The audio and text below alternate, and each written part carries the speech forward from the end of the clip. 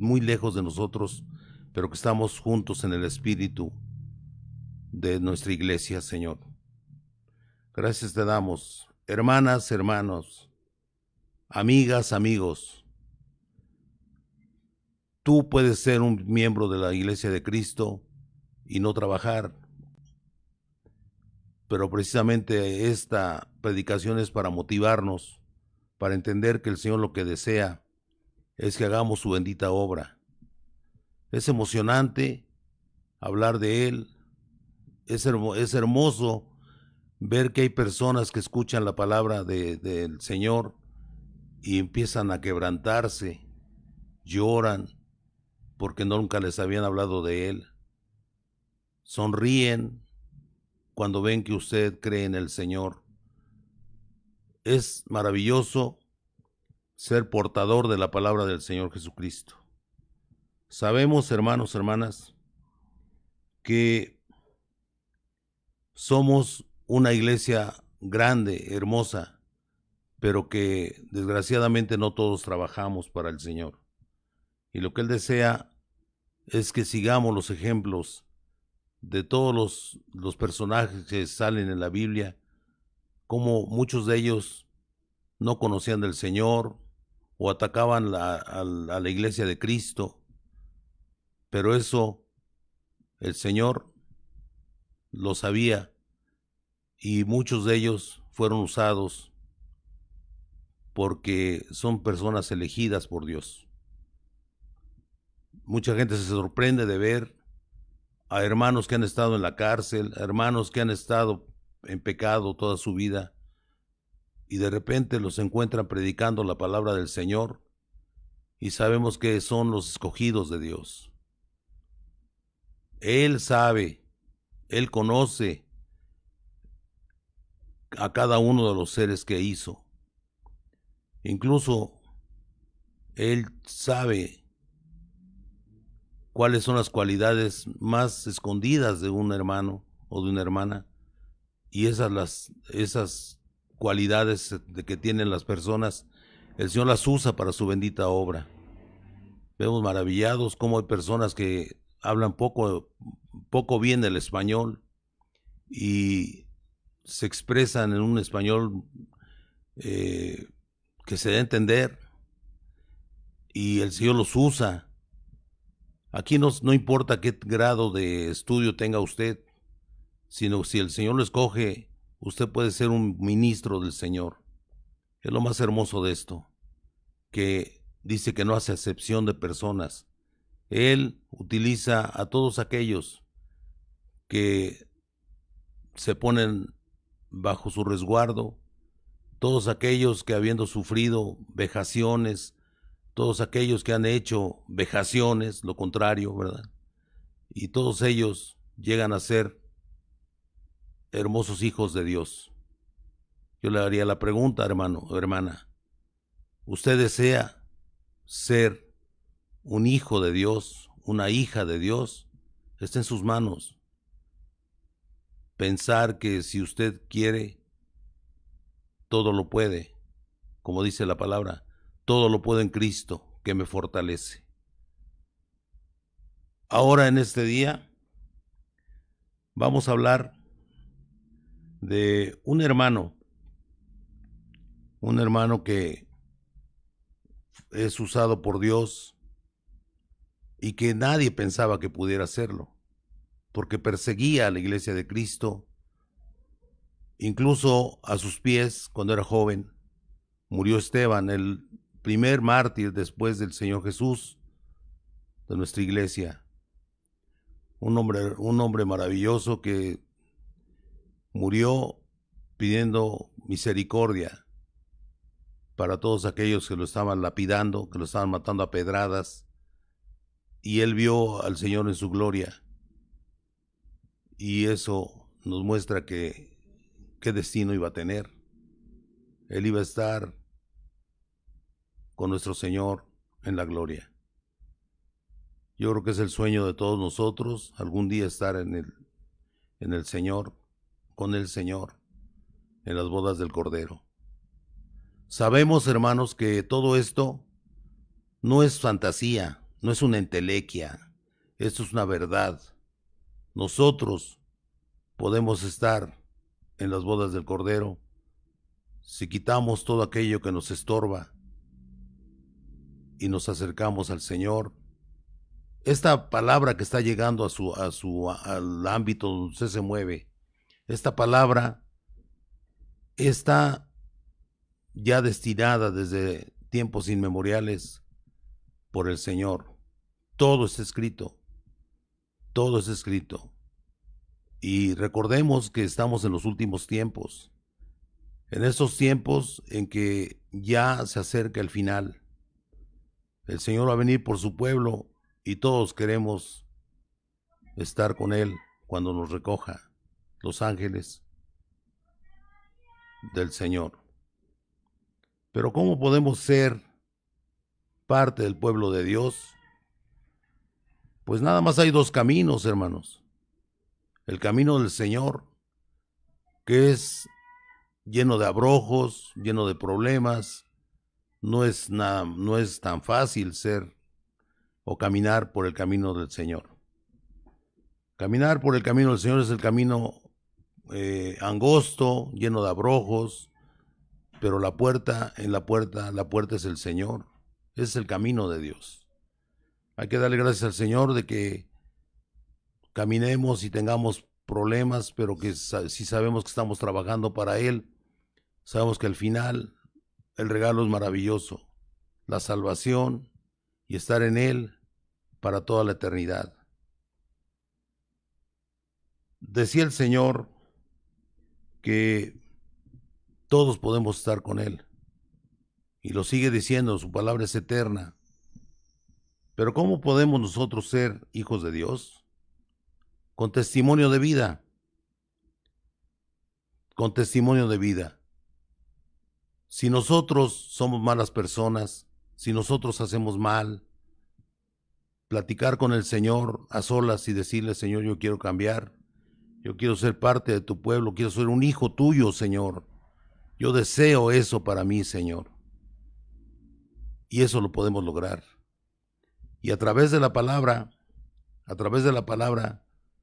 yendo a escuchar palabra, vamos a entender que la única forma de ganar almas, si nosotros amamos a nuestros hijos, a nuestras hijas, a nuestras esposas, a nuestros esposos, si los amamos de todo corazón, no vamos a permitir que se los lleve el demonio, que el demonio gane esa alma para él. ¿Y cómo lo podemos lograr? Porque solamente nosotros podemos hacerlo si estamos en la palabra de Dios, viviendo la palabra del Señor. Es la única manera de poder caminar hacia la gloria, hacia la salvación. Pero nosotros, si nadie se acerca de nuestras familias a la iglesia de Cristo, nosotros podemos ser los primeros. Muchos de nosotros, cuando llegamos a la palabra de Dios, yo por ejemplo era ateo, y por la gracia del Señor, Él me tomó en sus manos, y en mi familia, pues si yo era ateo, pues todos los demás no creían tampoco. Entonces, cuando entré en la palabra, a través de tantos años, he visto cómo mis hijas han ido entrando en la palabra, y mis nietos también ya están en la palabra. Eso es ganar almas, son almas de Dios. Pero ¿qué tuvimos que hacer todos nosotros? No soy la excepción, hay muchos como yo que cambiaron su vida para poder seguir al Señor Jesús, y esa palabra nos cambió, no nos cambió de un momento a otro, pero sí nos fue cambiando paulatinamente, y hemos sido, como dicen algunas personas, el cambio de ustedes como del día a la noche. Y usted lo nota porque va cambiando su forma de relacionarse con todos aquellos que están cerca de usted.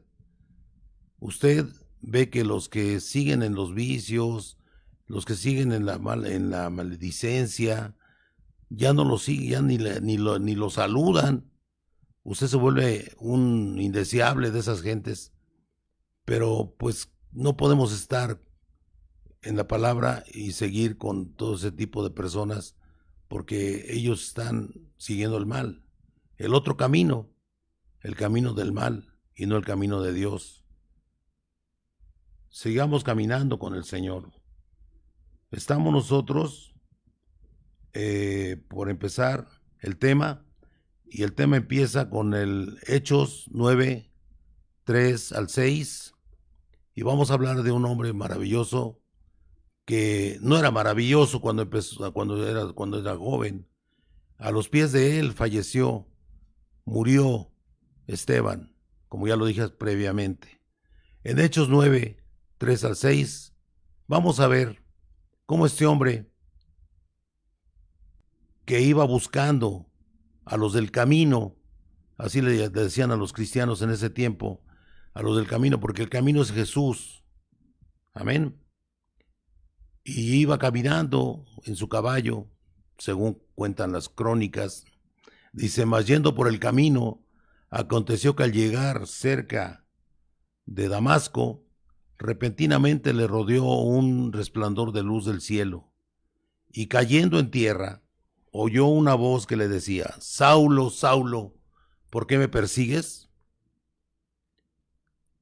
Hacemos una pequeña reflexión aquí. ¿Saulo perseguía al Señor Jesús? No, perseguía a su pueblo. Pero ¿qué dice la palabra, hermanos? Que el Señor Jesús es la cabeza de la iglesia. Y todos nosotros pertenecemos al cuerpo del Señor Jesús. El cuerpo de Cristo, somos la iglesia de Cristo. Entonces él dice, ¿por qué me persigues? Ha de haber pensado cualquier persona que si no siguió a él. Pero el Señor, si algo le hacen a un hijo de él, se lo está haciendo al mismo. Y él decía, ¿por qué me persigues? El 5 dice, él dijo, ¿quién eres, Señor? Y le dijo, yo soy Jesús, a quien tú persigues. Dura cosa te es dar coces contra el aguijón. Él temblando y temeroso dijo, Señor, ¿qué quieres que yo haga?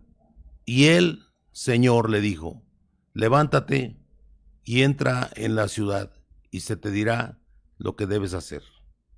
Amén. Es importante entender que el Señor, si quiere destruir a alguien, lo destruye con un simple pensamiento. Pero cuando elige a alguien, como a Saulo, por cierto, Saulo quiere decir el deseado, como Saúl, es lo mismo. Este hombre pertenecía a una casta especial de los judíos de ese tiempo. En ese tiempo existían fariseos, saduceos, esenios, celotes, sectas de los judíos, y cada uno tenía sus características muy definidas. Él era fariseo de fariseo, así se declaraba él. O sea, él provenía de una familia de dinero, rica, y aparte de eso, perteneciente a la clase sacerdotal, que era la clase privilegiada de ese tiempo. Esa gente se educó bajo los principios de la ley mosaica. Recordemos que Moisés fue el que hizo los libros, los primeros libros. Esta forma de ver la vida era muy diferente a la de los cristianos, y ellos consideraban a los cristianos como una secta que iba en contra de Dios, de Jehová, Dios. Y en realidad, como la soberbia de ser un sacerdote de esa casta lo hacía ver a él, a todos los demás, por debajo del hombro, pensando que él tenía la razón. Y aún así, aún en nuestros tiempos, ellos no aceptan, los judíos, que Cristo es el Mesías. Y nosotros sí creemos que Cristo es el Mesías y es Dios mismo. Amén. Entendamos, hermanos, que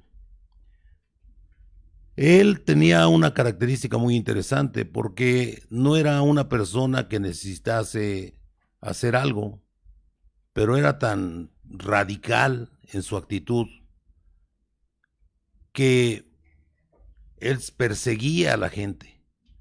Se acercaba a las sinagogas y pedía permisos para poder transitar por todos esos países que había cerca de Israel y perseguía a los del camino, los atrapaba y los juzgaban y sabemos muy bien que pues, los mataban. Entonces no era muy querido más bien era pues repelido, no digo que odiado porque eso no se permite en el cristianismo, pero sí lo rechazaba el pueblo de Cristo, lo rechazaba y este hombre pues seguía haciéndolo porque para él era lo más importante, seguir, seguir con lo que él pensaba, que era combatir a esa secta que estaba en contra de los principios de la ley mosaica. Es importante esto entenderlo. Nosotros vamos a ver cómo en Hechos 9:15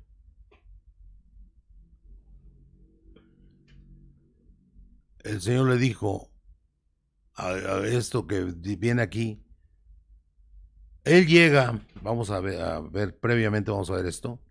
Él llega a Damasco y pues cuando cayó del caballo se levantó y no veía, o sea, no tenía visión y tuvo que ser llevado de la mano hacia Damasco. No puse todos los versículos porque para que se graben mejor esto. Es importante entender el tema y aparte de eso, que los versículos se queden en nuestra mente como un conocimiento firme. Él fue llevado a Damasco y pasó 3 días sin comer y se la pasó orando. Fíjese qué cosas, ¿no? Él sabía que estaba en manos de Dios. Pero como les comentaba hace rato, el pueblo de Dios, el pueblo del Señor Jesús, los cristianos, lo rechazaban. Ananías era una persona, un hijo de Dios, un sacerdote del Señor, y el Señor le dijo, tienes que ir a ver a este varón, porque él ya te está esperando, porque en oración supo que iba a ir él mismo, en Ananías, a, a sanarlo de su problema visual, y que lo iba, aparte de eso, a bautizar y iba a recibir el Espíritu Santo. Pero ¿qué decía Ananías? Ananías decía, no, rechazaba ahí, dice, ves que nos persigue, es un hombre que nos persigue. Y entonces llega el 9:15 de Hechos y dice así, el Señor le dijo a Ananías, ve porque instrumento escogido me es este, para llevar mi nombre en presencia de los gentiles y de reyes y de los hijos de Israel. Este versículo es muy importante para los cristianos, para que entendamos que es escogido por Dios por sus características específicas. Era un hombre preparado que podía hablar con reyes, que podía hablar con las altas autoridades porque tenía conocimiento perfecto de lo que era el ambiente de esa época en los niveles altos de la cultura entre los romanos y los fariseos y la clase sacerdotal. Y por eso lo usó el Señor, por esas características que tenía él. Muchas veces en las iglesias usted encuentra, si usted se hace un recuento de la gente que conoce, usted debe de ver que hay de todos los estratos sociales en las iglesias. Hay personas que son comerciantes, hay personas que no tienen escuela, hay personas que tienen escuela, hay de todos los niveles de la sociedad. ¿Por qué? porque todos y cada uno de ellos tiene características especiales, así como Pablo, que le sirven a la obra de Dios. No es casualidad que haya de todas las clases sociales. Y así Pablo fue escogido, y al final de todo, él fue mandado a los gentiles, como dice ahí. Si vemos ya, nosotros vemos la historia de Pablo, él fue utilizado para mandarlo a los gentiles. Y los gentiles recibieron la enseñanza a través de él. Qué hermoso, ¿no? También fue a Roma y ahí murió. Ahí le cortaron su cabeza, porque era romano, no podía ser crucificado. Y le cortaron su cabeza. Qué forma de morir, ¿no? Pero el Señor tiene su plan y Él terminó la obra que Dios le dio. Y es lo más importante. Nosotros debemos de darle gracias a Dios de que somos parte del pueblo de Cristo, los que somos parte del pueblo de Cristo. Como cuando empecé la oración, le dije, hermanos, hermanas, me refiero a la iglesia de Cristo. Y también dije amigos y amigas, porque hay personas que seguramente están escuchando esta predicación y no son cristianos. Tal vez la primera vez que escuchan de la palabra de Dios, y la palabra de Dios le está diciendo, le está dando una invitación. Acércate al Señor, hermano. Hermano, por fe lo declaramos, porque queremos que usted forme parte del cuerpo de Cristo, que es la iglesia cristiana en todo el mundo. Es hermoso entender que lo que quiere el Señor es que seamos siempre,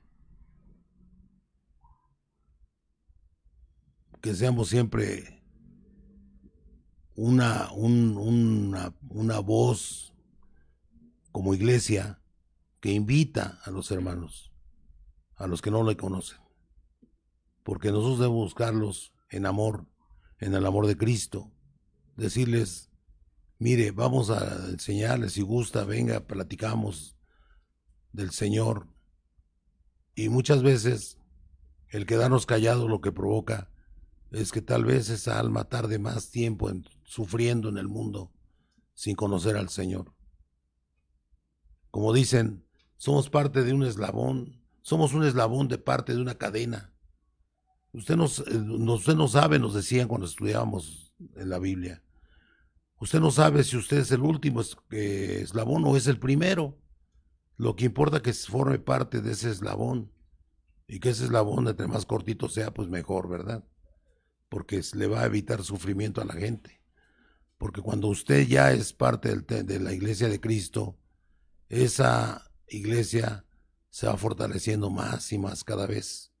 Y los hermanos que son nuevos tienen un deseo de hacer la obra de Dios, un deseo maravilloso, porque eso lo pone el Espíritu Santo de nuestro Señor Jesús. Tenemos que entender que el Señor nunca se equivoca. El Señor, si usted ya está en una iglesia, usted haga todo lo que posible por agradar a Dios, que es al que debemos de agradar. No debemos de andar buscando halagar y agradar al pastor, porque el pastor es un hombre como usted y como yo. Es como Juan cuando estaba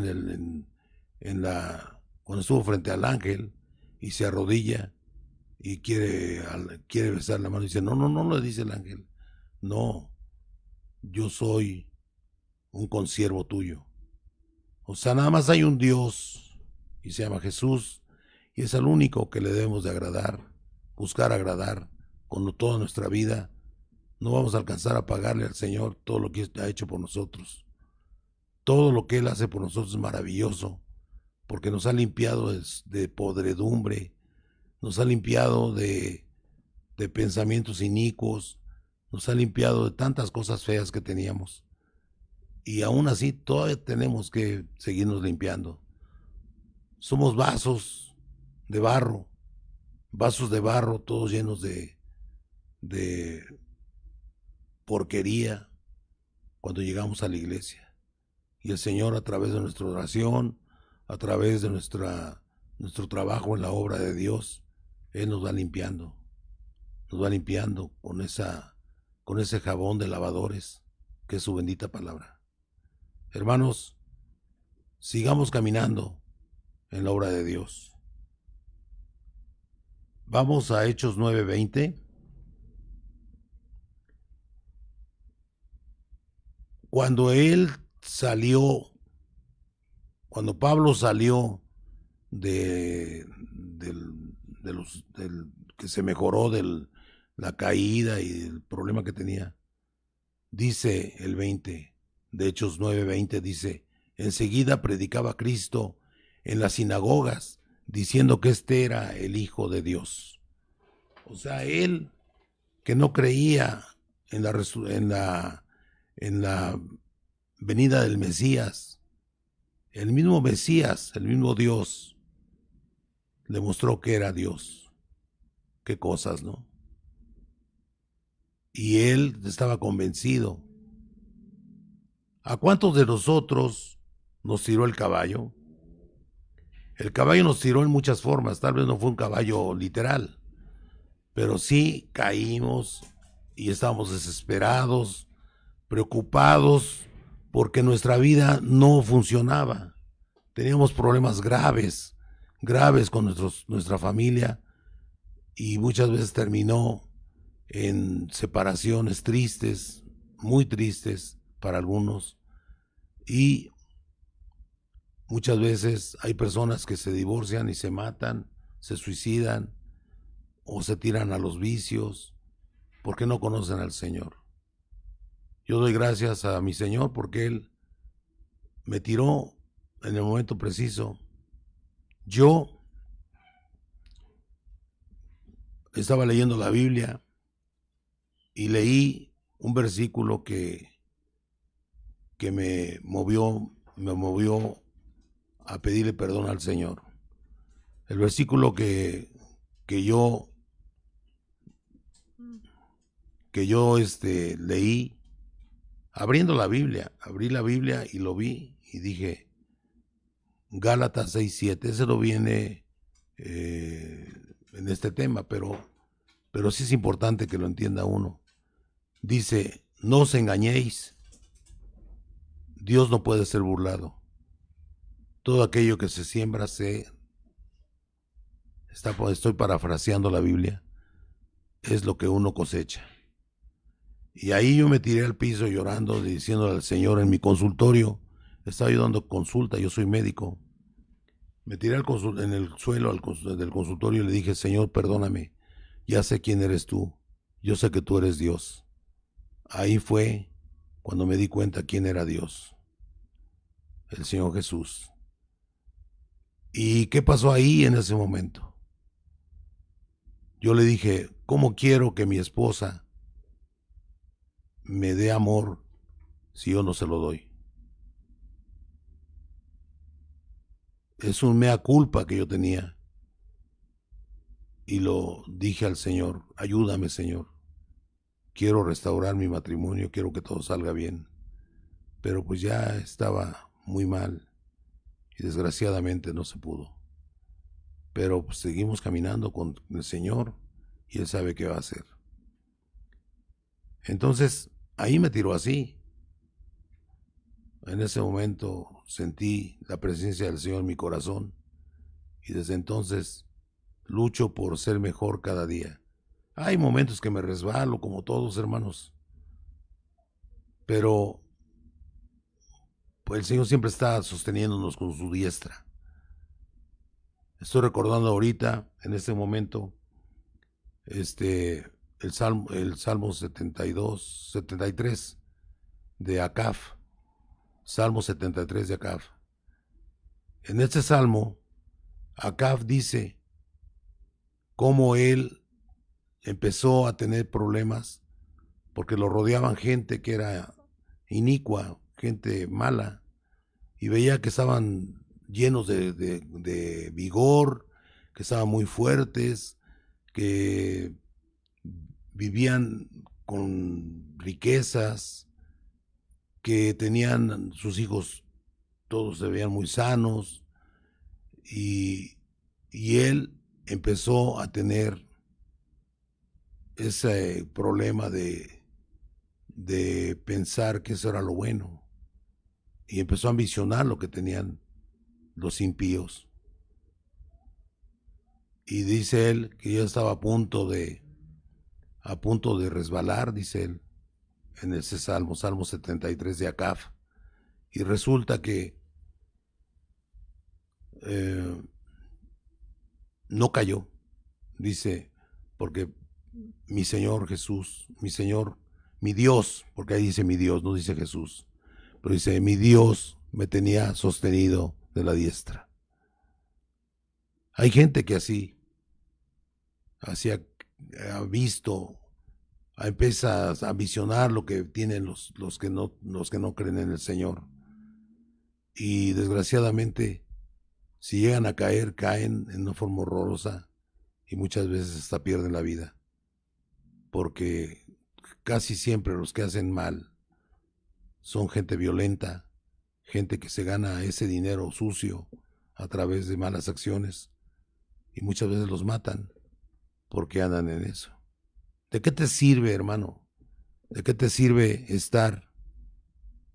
¿De qué te sirve estar con los malos si vas a morir y vas a dejar un mal recuerdo, una mala señal, una mancha en tu familia? Esos estigmas que provoca el mal accionar de la vida de los seres humanos manchan a toda su estirpe, a toda su familia. Eso lo entendemos todos. Pero gracias a Dios estamos del lado del camino correcto. No es la gran calzada como la calzada de los impíos.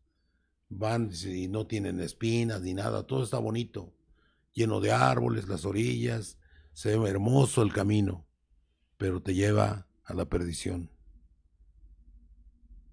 Así, arrepentido Acab, le dio gracias al Señor porque lo sacó de esa resbaladilla, ¿no? Iba a caer, pero por la gracia del Señor no cayó.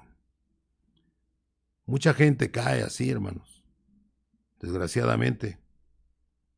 Ahora, ¿cómo podemos ser mejores hijos de Dios? Es muy interesante.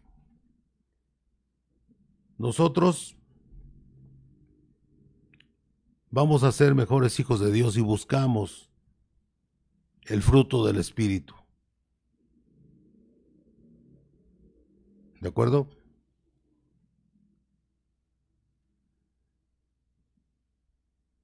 Pero ¿cómo se va a lograr eso? Pues caminando en el camino de Dios. En el versículo Juan 14:6 dice, Jesús le dijo, yo soy el camino y la verdad y la vida, y nadie viene al Padre sino por mí. Solamente hay un camino hacia el Padre: seguir la palabra de Jesús, seguir la palabra de Dios. Es lo que estaba yo platicando hace rato. Es un camino lleno de abrojos, un camino angostito, lleno de espinas, lleno de piedras, pero vale la pena caminarlo, porque la gente piensa que los cristianos, te vuelves al cristianismo y ya no vas a sufrir. No, al contrario, puede ser al revés, ¿eh?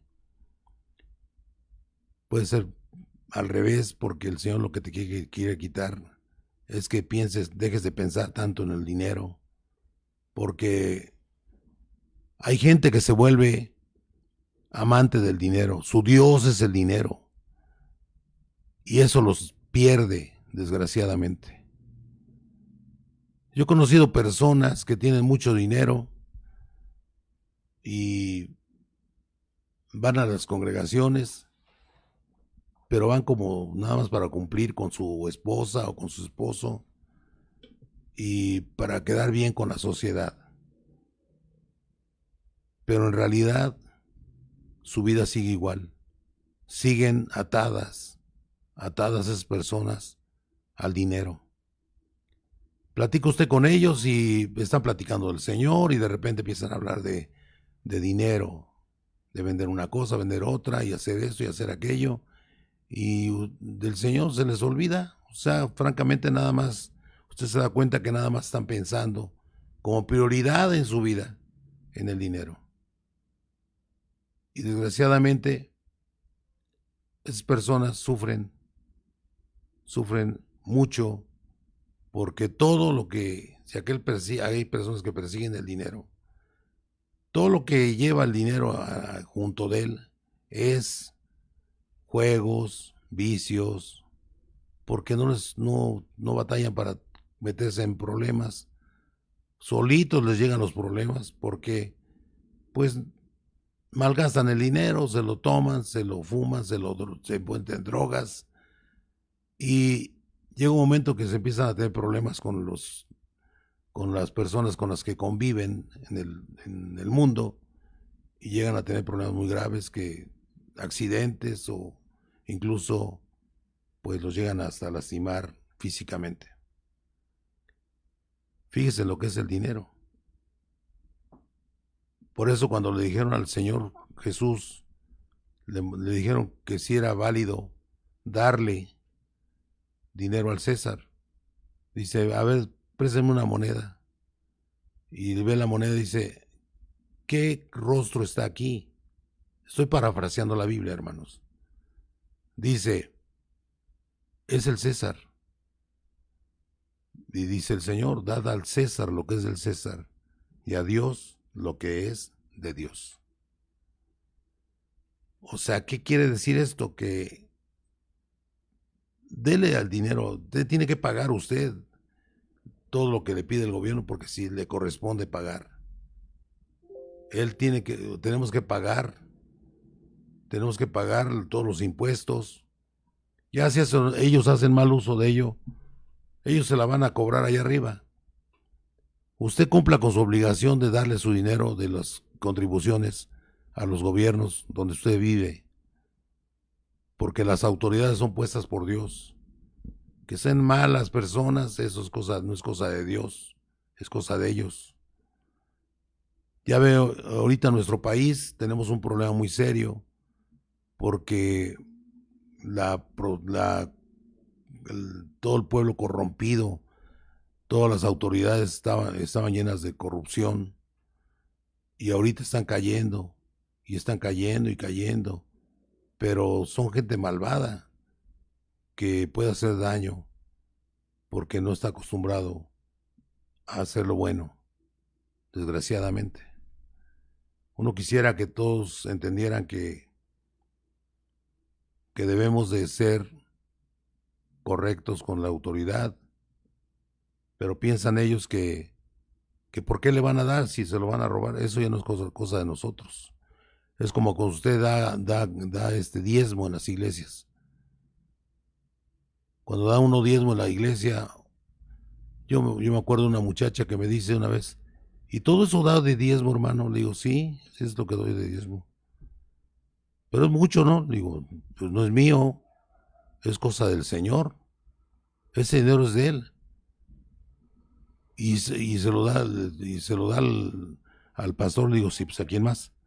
Yo lo tengo que dar al pastor. Pero pues, y si hace mal uso de él, pues es que ya no es mi problema. Mi problema es dar mi diezmo. Y tengo años y años dando mi diezmo y me siento contento porque yo sé que es lo del César y lo de Dios es aparte. Y el Señor me bendice por la gracia de Él. Él nos está bendiciendo desde que llegué al cristianismo. Me está bendiciendo y tengo la enorme satisfacción, como yo platiqué antes, de que mis hijos están acercándose al Señor. Y sé que si no logro ver a todos cristianos bajo mi vida, cuando esté vivo yo, pues yo sé que tarde que temprano, aunque aunque no lo vea yo, van a trabajar para el Señor Jesús. Es una bendición porque sé que van a ser salvos y es lo más hermoso. Es lo que les decía yo. ¿Cómo podemos ganar almas para el Señor Jesús?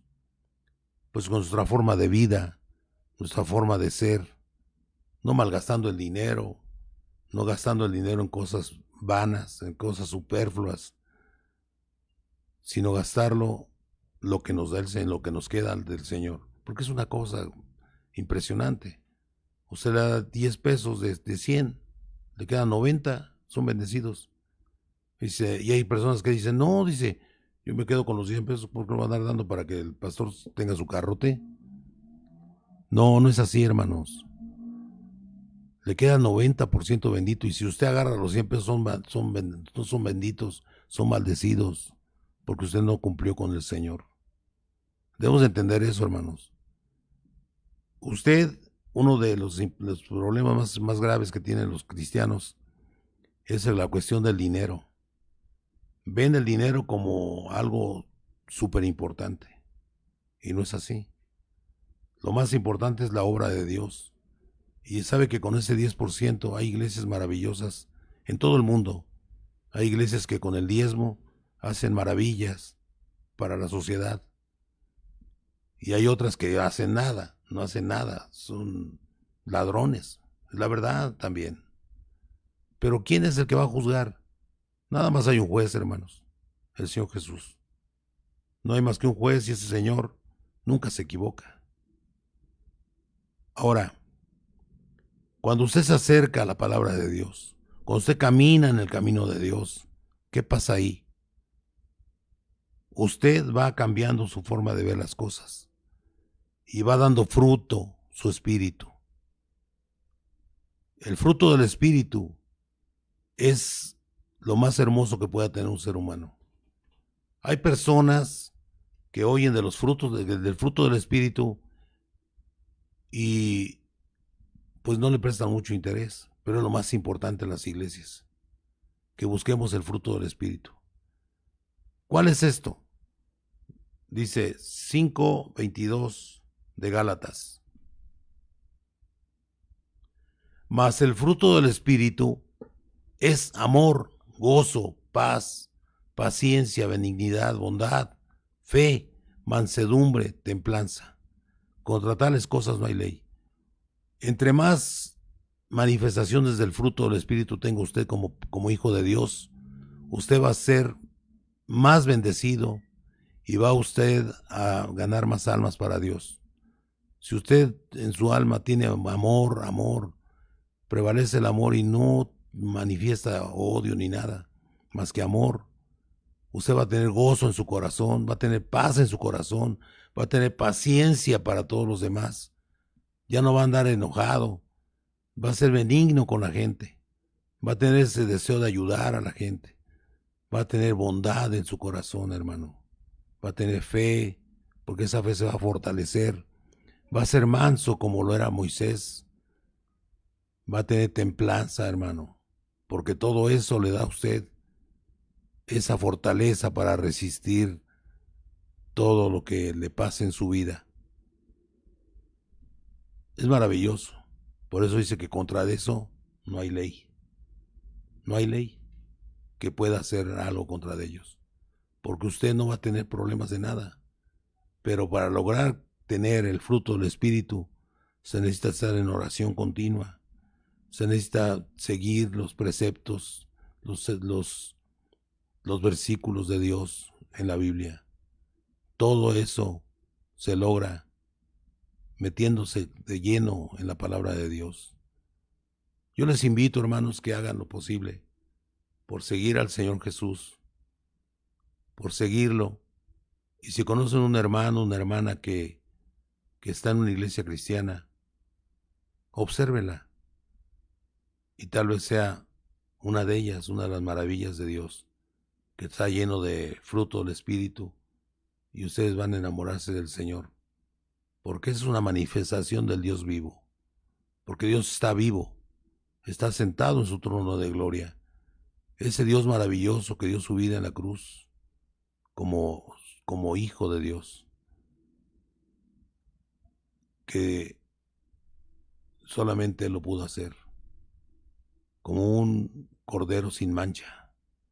Fue el sacrificio perfecto, porque todos los sacerdotes antes de Cristo eran seres que tenían muchos problemas, eran seres humanos comunes y corrientes. Y tenían que llevar ofrenda ante el templo por sus pecados y por los pecados de los pecadores. Y nuestro Señor Jesucristo, siendo santo, se inmoló en la cruz. Él, por amor a nosotros, fíjese lo maravilloso de esto, por amor a nosotros, hermanos, dio su vida en la cruz. Y Él lo hizo porque nos ama, hermanos. Y Él quiere tener más y más almas para su reino. Y eso solamente el pueblo de Dios lo puede hacer. Todos sus hijos, todos nosotros, luchemos por alcanzar almas. ¿Y cómo lo vamos a hacer? Pues siendo buenos cristianos, con testimonio de vida, ser buenos hijos de Dios. Va a encontrar muchos escollos, ¿eh? No es fácil esto, es difícil, es complicado, pero la bendición es grande, porque dice que si usted salva un alma, esa alma que usted salva, a usted le es perdonado multitud de pecados. Eso es bíblico, hermano. O sea, el Señor no crea que no regala, no da un regalo al que gana almas. Le da y le da más sabiduría. Le da y le da más amor en su corazón. Le da templanza, le da el fruto del Espíritu el Señor. Porque usted sabe que está haciendo lo bueno. Si usted tiene empatía por toda la gente que está sufriendo, es un dato, hermano, que usted es parte del pueblo de Dios. Si usted llora cuando ve una injusticia, usted tiene bondad en su corazón. O sea, hay manifestaciones claras de cuando es uno hijo de Dios.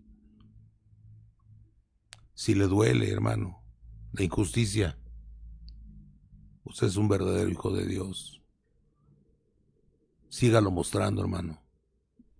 Y usted va a ser una invitación, su misma forma de ser, va a ser una invitación a acercarse al Señor.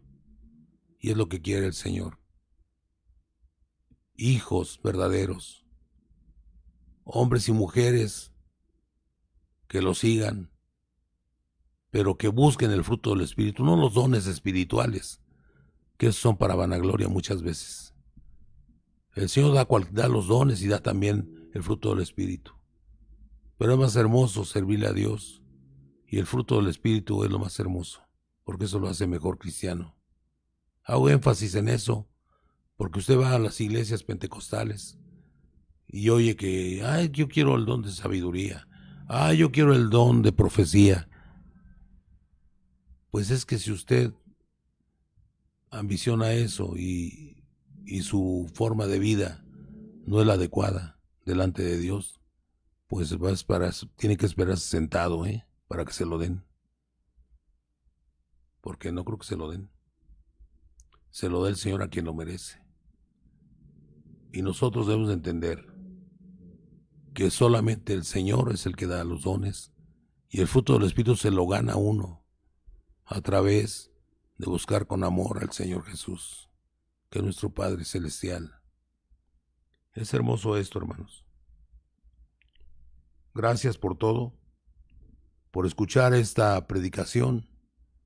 Y recuerden,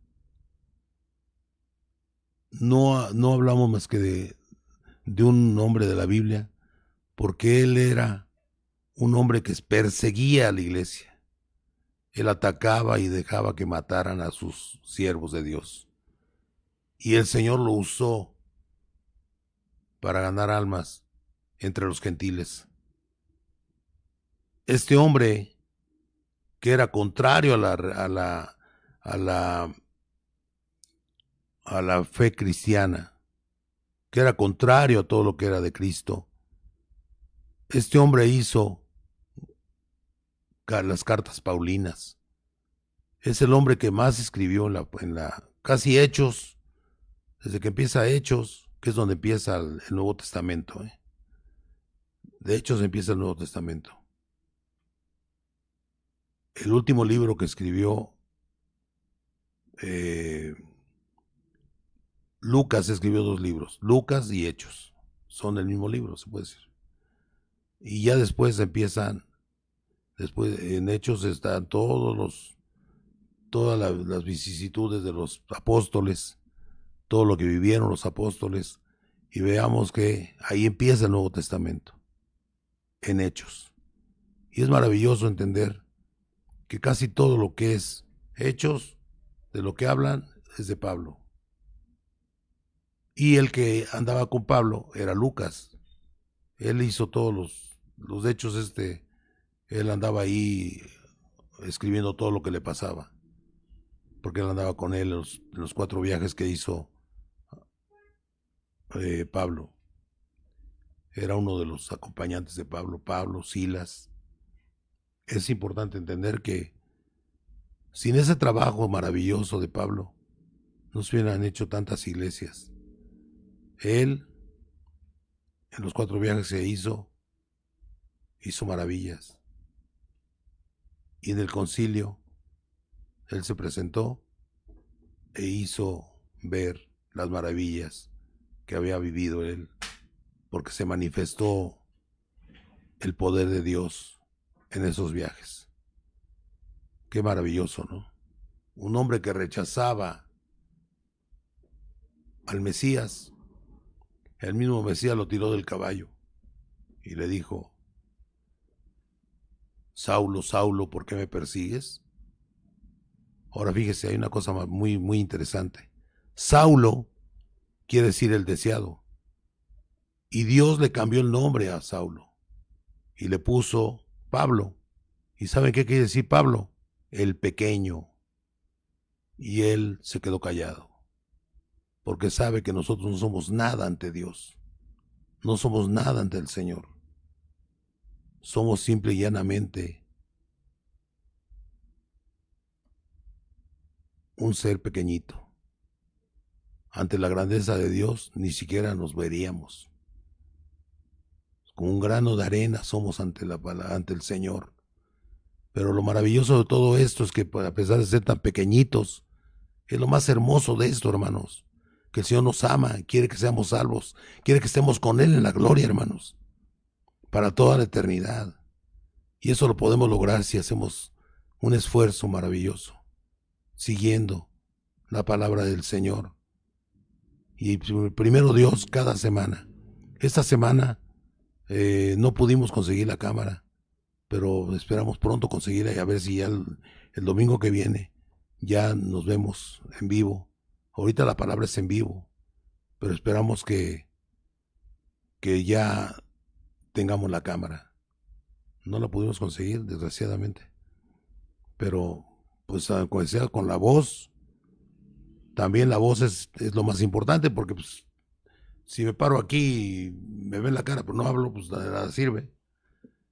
Lo que quiero nada más es que entiendan a nosotros, nos entiendan a nosotros como pastores, que nosotros tenemos esa desesperación, ese deseo de decirles: hermanos, busquen al Señor, acérquense a una iglesia cristiana, congréguense, hermanos, y si no, cada domingo a las 3 de la tarde vamos a concentrarnos, a congregarnos, donde quiera que estemos, en un solo espíritu vamos a estar oyendo la prédica, vamos a estar viendo la prédica, y en el Señor Jesucristo nos vamos a levantar como un pueblo glorioso para la honra y la gloria de nuestro Señor Jesucristo. La honra y la gloria solamente para Él, para nuestro Señor Jesucristo. Porque hay un solo ser sentado en el trono de gloria en Apocalipsis, y es nuestro Señor Jesús. Y dice: yo soy el alfa y el omega, el principio y el fin de todas las cosas. Amén. El yo soy. ¿Quién es el yo soy? Jesús. Aleluya. Gloria a Dios. Bendiciones a todos, hermanos. Y nos vemos, si Dios lo permite, el próximo domingo a las 3 de la tarde. En su santo nombre, bendiciones.